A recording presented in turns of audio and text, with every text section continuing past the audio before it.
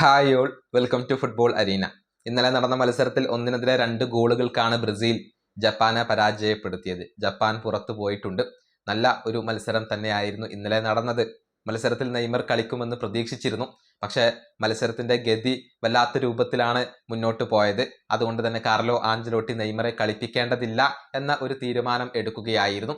ഈ വിഷയത്തിൽ തന്റെ പ്രതികരണം രേഖപ്പെടുത്തിക്കൊണ്ട് ഇപ്പോൾ അറബ് കമന്റേറ്ററും അതുപോലെ തന്നെ ഫുട്ബോൾ നിരീക്ഷകനുമായ ഹാത്തിം അൽ തരാബുൽസി രംഗത്ത് വന്നിട്ടുണ്ട്.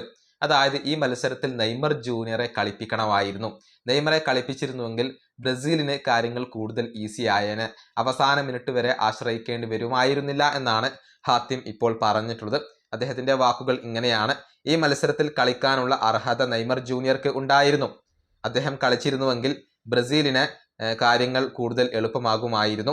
നെയ്മറെ ഈ മത്സരത്തിൽ ഉപയോഗപ്പെടുത്തണമായിരുന്നു എന്നാണ് ഞാൻ വിശ്വസിക്കുന്നത്. ഇതാണ് ഫുട്ബോൾ നിരീക്ഷകനായ ഹാത്തിം ഇപ്പോൾ പറഞ്ഞിട്ടുള്ളത്. അതായത് ഈ മത്സരത്തിൽ നെയ്മർക്ക് കളിക്കാനുള്ള അർഹതയുണ്ടായിരുന്നു. കാർലോ ആഞ്ചലോട്ടി അദ്ദേഹത്തെ ഉപയോഗപ്പെടുത്തണമായിരുന്നു.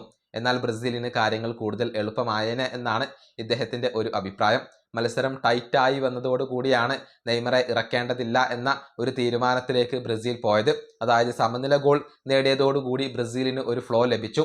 ആ ഫ്ലോ കളയാതിരിക്കാൻ വേണ്ടിയാണ് അത്തരത്തിലുള്ള ഒരു തീരുമാനം താൻ എടുക്കാതിരുന്നത് എന്നാണ് കാർലോ ആഞ്ചലോട്ടി മത്സരശേഷം നൽകിയ വിശദീകരണം. ഈ വീഡിയോ അവസാനിപ്പിക്കുന്നു. അടുത്തൊരു വീണ്ടും കാണാം.